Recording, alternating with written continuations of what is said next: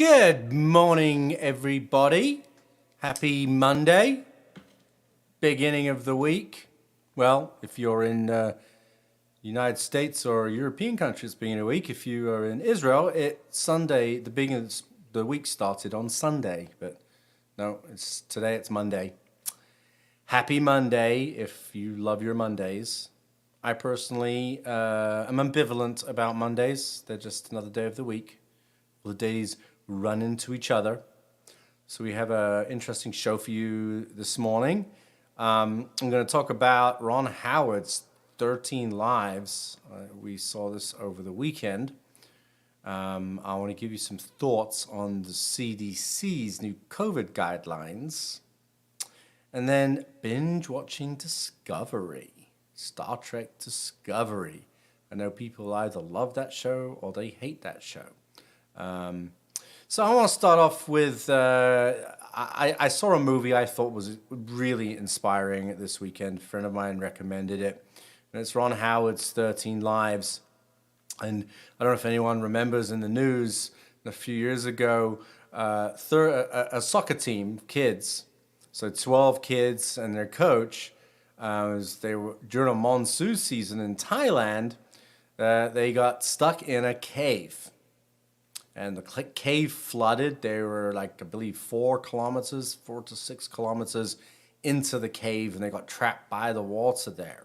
And I don't want to give any spoilers in case you weren't following it in the news, but the story goes through how these 13 lives were saved by a combination of Thailand Royal Navy SEALs and these specialty cave divers, mostly from the UK, but they were from a number of other countries as well.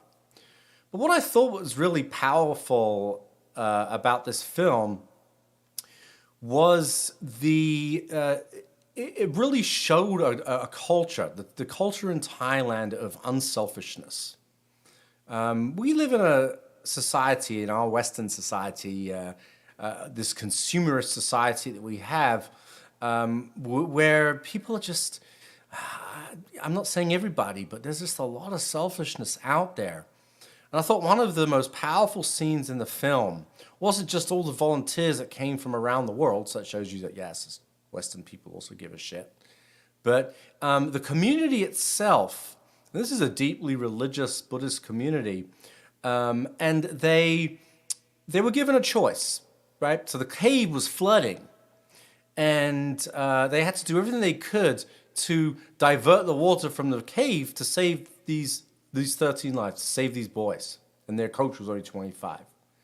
And so the people in that town were given the choice, are we going to, if you divert the water, it's going to flood your fields, and you'll lose all of your crop.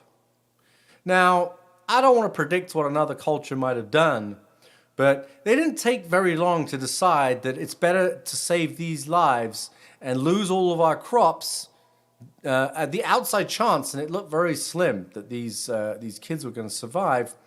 But they decided flood our fields, and it was devastating. You could see the devastation of the millions of gallons of water that had to be diverted and just destroyed these people's livelihoods. I don't know if in another culture maybe they just see this selfish, it's the selfish Western culture we find ourselves in. Maybe they go, these kids are dead anyway, my crops are more important. Or big corporations would just say, no fucking way. I just think that there is a different model for society that we see. We just seem to think that we've got all of the answers in our society, but I don't think we necessarily do. And you see this culture where everybody cared for each other. And it was global. I mean, it was global. There are the better angels of people came out, and you saw that in this film. I recommend this film to everybody. It's a true story of what human beings can do. Human beings from such diverse backgrounds can do to save the lives of these to save life. That life above everything else is of paramount importance. And in Judaism, that's what we say. We're coming up to the high holidays. And in a couple of weeks begin Elul, right? So not very far off. And Elul, the month of Elul, is a time of introspection before Rosh Hashanah Yom Kippur, and it's a time where, so when we often just think that it all begins on Rosh Hashanah and ends on Yom Kippur, but it doesn't. It really begins this month, this difficult month after we've had the right in the middle of the summer, right at the end of the summer, really, the end of the summer. And we begin this period of reflection, and it lasts a month. The shofar is blown every morning at the end of the service. Wake us up from our sleep and our slumbers so that we can look inside for introspection, introspectively look inside. And the idea is choosing life, but not just choosing life for ourselves, but choosing life for others as well. What can we do to contribute to the betterment of society? And those two British cave divers that figured it out, they left their jobs, they left their homes. One guy was an ex-firefighter, the other guy was an IT guy, but they were experts. They were experts in cave rescue.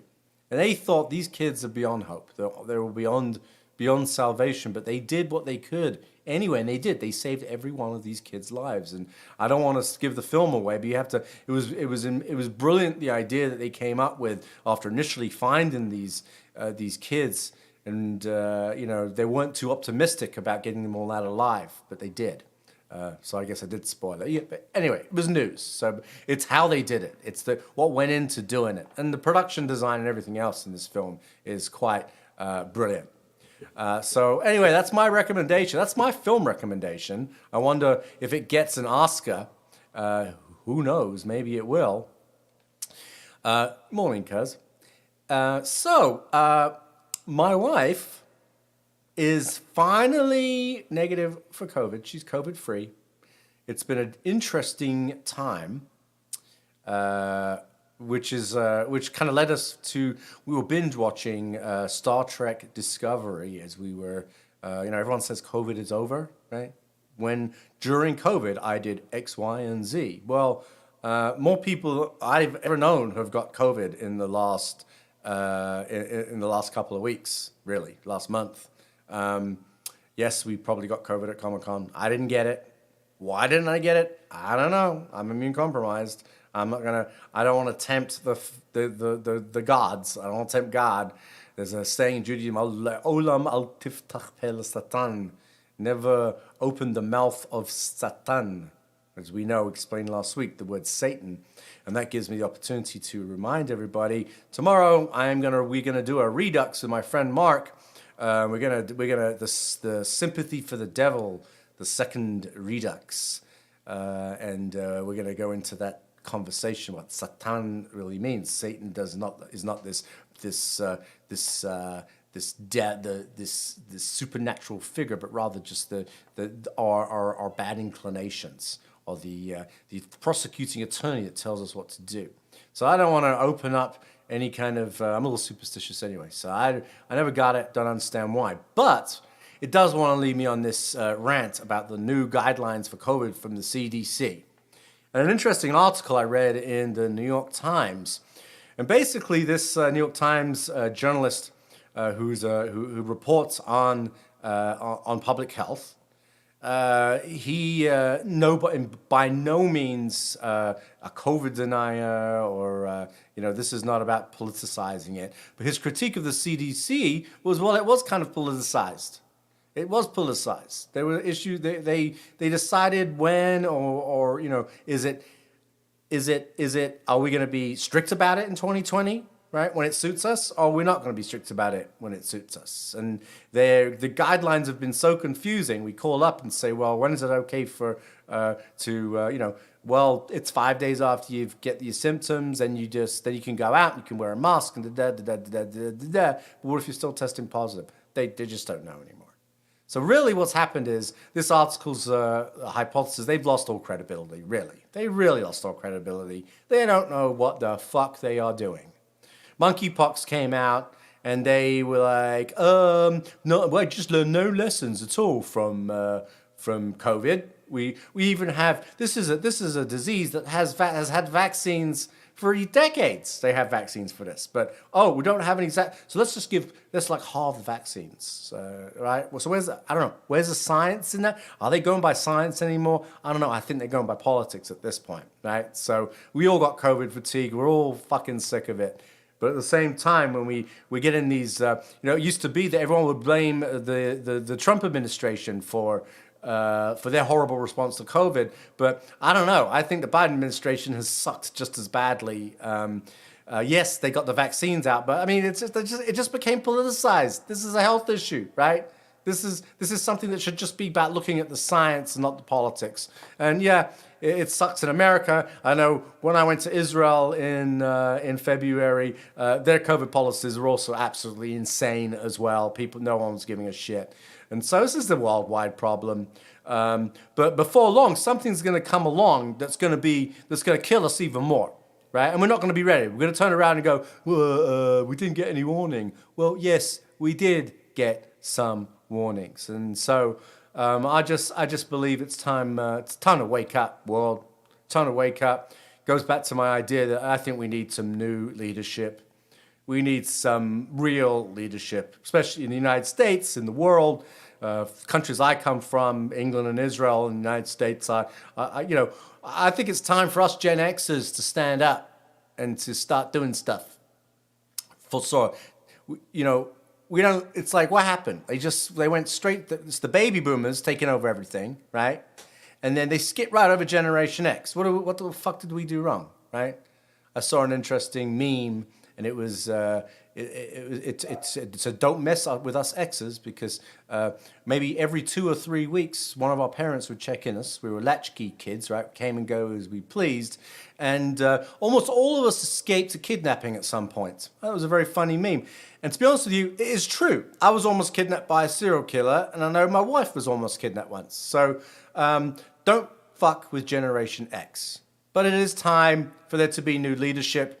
I know the millennials, you millennials out there, you're awesome. Some of my kids are millennials and zillennials. And so, yeah, I look for that future generation. But come on, don't forget Generation X. We're the tough generation. We remember what it's like not to have a cell phone and to just play outside. We do. That's how we roll. And so when COVID happened, we went, it's nothing. COVID. Just reminds me of the 80s. No, it doesn't remind us of the 80s. The hair. There's no hair, right? But the beards, people grew all their hair out. I say I'm on a campaign. Let's get back to the 80s again. Let's go back to the 70s. This was a no, I don't really want to. I like my cell phone. I like all my technology. I think it's awesome. But you know what? Social interaction is also awesome. People getting together instead of talking to each other across the table on their cell phones. Like, what the fuck is that? Us Gen Xers, we don't do that. Yeah, we do. No, we don't. Yes, we do. Sometimes we do. So anyway, that's my little rant. That's my COVID to Gen X rant. And talking of rants, this is not a rant. So during our quarantine, so I'm going to now see I'm wearing my... Last week I mistakenly called a Star Trek t-shirt a Star Wars t-shirt a Star Trek t-shirt. This is not a Star Wars t-shirt. This, as you can see, says Star Trek on it. This is for me, so remember what I am wearing, what I am talking about, because I have what's called attention deficit hyperactive disorder, right? I am ADHD, in case anyone couldn't tell, right? I love being ADHD. I think it makes us, I think the best people in the world right, have ADHD, most creative people. So anyway, you see, I'm sidetracking again. But during our little quarantine period where my wife and I, and since I'm immune compromised, we have to stay in separate rooms. So Star Trek Discovery turned into our binge watch. And she was caught in a slight time displacement where she was almost about half a season or a season behind me, and I was just going through all of the seasons, and I found that Michael Burnham, the character who's kind of the lead character, that who whispers a lot, she's really, really intense. I know, I just love her. I think she's fucking awesome. I think that she is like Captain Janeway, but a lot more ADHD than Captain Janeway, because and just not just ADHD. She's just like brilliant. She's, you know, people make fun. I know there's a school of thought amongst Trekkies that it's just too intense and she's too intense, and that Star Trek has gone overly politically correct with some of the characters that they've put in there, and and I think that's bullshit. I think Star Trek was always trying to be political. Well, let's talk about the original series Star Trek. Yes, we all know Kirk was a dog, right? It was that was, you know, so that's not necessarily. But Next Generation, that was that little 80s fluffy world. So it was politically correct there. And so Star Trek is a commentary on society. And I think that's important. But when I was going through all the different seasons of Discovery, I thought it was a wonderful, this wonderful idea of, you know, taking the model of Star Trek, where we imagine this perfect society, and then realize that society ain't that perfect. It wasn't even a society which you look at as utopia wasn't so perfect after all. You know, it initially began with the Klingon War in the first season, and I just thought that was great to see that kind of the struggle that the Klingons had. You know, the Klingons is obviously a metaphor for other war type cultures. That's probably originally how, but to see that the Klingons can love, and they love in a special way, you know. But I don't want to go into Klingon love. That's a whole other thing. If you love Klingons, hit like and subscribe. And it reminds me, go to my YouTube channel, hit like and subscribe. You can watch it on Facebook, and then I'm going to publish a link, and then afterwards, and you can go to YouTube, and you see, if you log in, you can log in with your Google, and you hit like, and then you subscribe, and then liking and subscribing allows it so that I can get more viewers, and at some point, I maybe be able to just keep the channel going. Love you, Bruce. Love you, my friend, too. But the Star Trek, as we go into this, so they go into the second season, and they have to go, you know, we get Spock. And everyone's like, oh my God, it's Spock. It's great Spock. And I just think that you see that the Spock that we did, the idealized idea of logic, right? And we all know Leonard Nimoy's Jewish. And a lot of the ideas of the Vulcan society he brought to the show through his observance of Judaism, right? The Vulcans, that idea of logic, right? If you learn the Talmud is very logical. It's very Vulcan. You go through all these different logical arguments, and that's the only way you can come to a decision in Jewish law. But all of a sudden, it's turned upside down, and we see the bastion of logic has gone nuts, right? And Spock has to kind of find his way again, and his sister helps him find. Where was the sister? Yeah, we don't know, yeah. But they explained it. They explained it through the whole show. And then they go into the future in the third season. And that's where I thought it got very interesting because, you know, that ideal society of Star Trek that was already turned upside down, as they go into the future, all of warp drive was because the dilithium was destroyed and the burn. You have to watch Star Trek to see the Discovery to see that. But what it showed was how when a society loses their what the societal norms get disrupted, and I think it's probably a perfect metaphor for COVID. Interestingly enough, production of the fourth and fifth seasons was supposed to be produced together, but COVID disrupted the fifth season. But it's still interesting looking back at it when you look at the fourth season, how, you know, it was like you saw this ideal society of the Federation that was all broken apart because they became disconnected from each other. And that reminds us of, you know, I couldn't get to see my family for a couple of years during COVID, and many of us who have family in Israel abroad, you know, became very restricted. We couldn't travel the way we normally travel. And so I thought that really perfectly encapsulated that struggle of how a society can get disrupted when our technology, when we lose our technology, or we lose the ability to come together, which I think COVID really did that. That social interaction was disrupted, and it's so critical for humanity, and that's why we're seeing this. This almost a societal disruption that's going on. This polarization, which we're trying to bring back through conversation, through dialogue, through action, through working to making this a better place, to trying to understand each other. And so I thought that's great. I'm looking forward to the next season of Star Trek. From what I understand, the showrunners have stated that it's going to be more about adventure now. They're done with the world ending every 5 minutes, right? We got enough of that in reality that the world's ending in 5 minutes, every 5 minutes. And have you heard about the new flooding that everyone thinks is going to happen that scientists are now saying is going to happen to California? Well, it already happened a little bit in Death Valley. Had the most rainfall they've ever had, and it washed out all the roads. So I live in the desert, and so I wonder how that's going to affect us, how it's going to affect Los Angeles when and if they say that this 1 in 1,000 in a millennia storm is very likely to happen because of the various warming of the currents in the air and this buildup, this moisture buildup. If you're anyone in the desert right now, wow, have you ever had a summer like this where it's so monsoony? Sometimes we get a few days, but it's very monsoony. So what is next? What is to come? What is the next thing to come? Right? Climate change is real, boys and girls, everybody. Climate change is really happening. But rains, it's raining, so it doesn't mean it's climate. Well, it's not, right? It's not global warming, and climate change means extreme weather. It just doesn't mean, well, because it's really, really, really snowy sometimes, that's not warm, is it? What? It's like where do people get their ideas from, right? Because everything you see online on the internet, every idiot that talks on YouTube must be right. I know I am.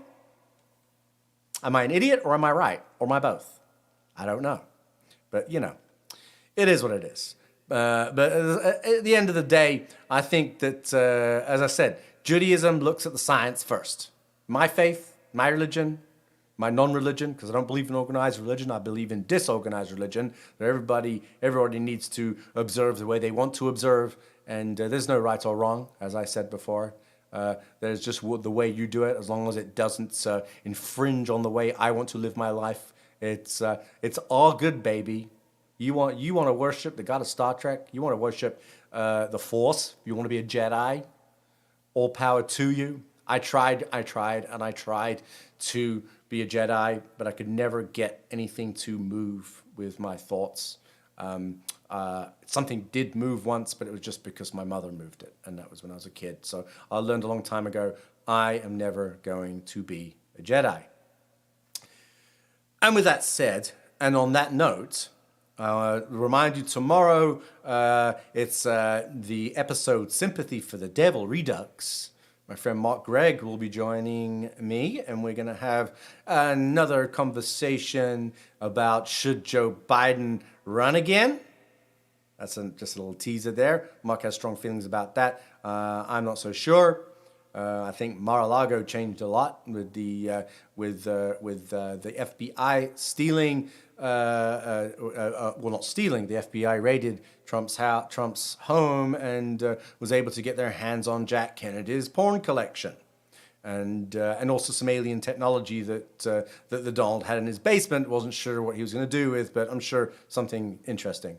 But no, seriously, we're going to talk about this idea of allyship, this idea of the power of the influence of religion in government, and whether America truly is a country where there is a separation of church and state.